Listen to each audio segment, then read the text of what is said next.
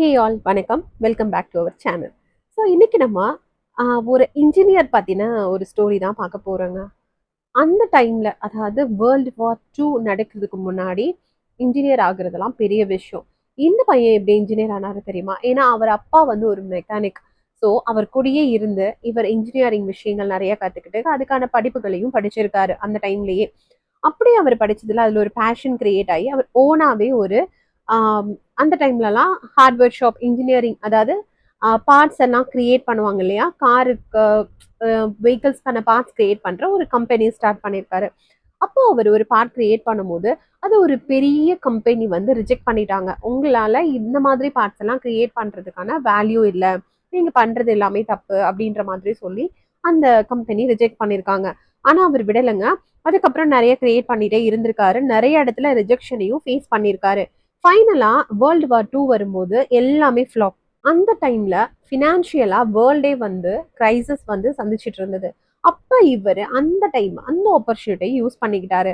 இவர் ஒரு bicycle create பண்ணி அதுல வந்து மோட்டரைஸ்ட் பைசைக்கிள் அப்படின்னு சொல்லி மோட்டார் ஃபிக்ஸ் பண்ணி ஒரு பைசைக்கிளை இவருடைய அந்த நார்மல் இன்ஜினியரிங் ஒர்க் ஷாப்ல இருந்து ரிலீஸ் பண்ணியிருக்காரு. அது நிறைய சேல் ஆகி வேர்ல்டு லெவல்ல ஃபேமஸ் ஆயிருக்கு. அதுக்கப்புறம் இவரு எந்த கம்பெனி இவரோட பார்ட்ஸ் அதாவது இவர் இன்ஜினியரிங்ல அந்த இதுல இருந்து உருவாக்குன அந்த பார்ட்ஸ் எல்லாம் ரிஜெக்ட் பண்ணுச்சோ அந்த கம்பெனிக்கு போட்டியா இவர் ஒரு பெரிய கம்பெனியை உருவாக்கிட்டாருங்க. நான் யாரை பத்தி பேசுறேன் அப்படின்னா ஹோண்டா கம்பெனி ஓனர் பத்தி தான் பேசுறேன். அவர் பேரு சோச்சிரோ ஹோண்டா. அவரோட பார்ட்ஸை ஃபர்ஸ்ட் ரிஜெக்ட் பண்ணது யாருன்னு தெரியுமா? டொயோட்டா கம்பெனி தாங்க.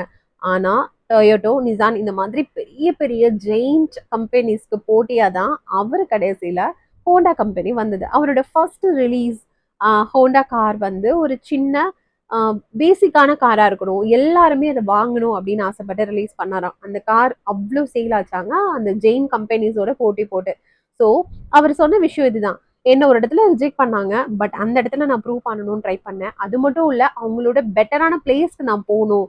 என்னை வந்து என்னை யார் ரிஜெக்ட் பண்ணாங்களோ அவங்க என்ன வந்து அண்ணாந்து பாக்குற அளவுக்கு நான் போகணும் அப்படின்னு ஒரு டாக் ஷோல சொல்லியிருக்காரு.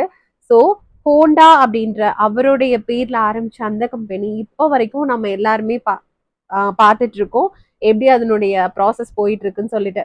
ஸோ ஒரு இடத்துல நம்மளை யாராவது ரிஜெக்ட் பண்றாங்க அப்படின்னா ரிஜெக்ஷன் அக்செப்ட் பண்ணிக்கிட்டு அது வந்து அவங்க கிட்ட போய் நம்ம ஏன் என்ன ரிஜெக்ட் பண்ணீங்க, எதுக்காக பண்ணீங்க, நான் யாரு தெரியுமா, எப்படி தெரியுமான்னு போட்டி போடாம நம்மளை ரிஜெக்ட் பண்ண இடத்துல இருந்து நம்ம அடுத்த லெவல் போய் அவங்களுக்கு ப்ரூவ் பண்றோம் இல்லையா, அங்கதாங்க நம்மளுடைய பேரு பேசப்படும். அதுதான் ஹோண்டா பண்ணியிருக்காரு. இந்த ஸ்டோரி உங்களுக்கு ஒரு இன்ஸ்பிரேஷனா இருக்கும்னு நினைக்கிறேன். பிடிச்சிருந்ததுன்னா லைக் பண்ணி ஷேர் பண்ணி கமெண்ட் பண்ணுங்க. நெக்ஸ்ட் வீடியோல மீட் பண்ணலாம். தேங்க்யூ.